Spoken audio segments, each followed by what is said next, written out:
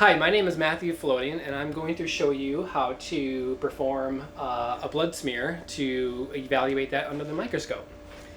You want to invert your blood tube to make sure all the cells are evenly mixed within.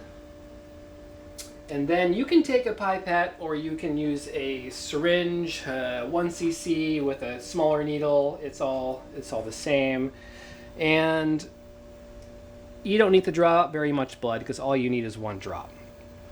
And you just carefully apply that 1 drop to your slide. And it doesn't matter which side of the slide you put the drop on. Sometimes I will make several because sometimes the first one isn't always the best one.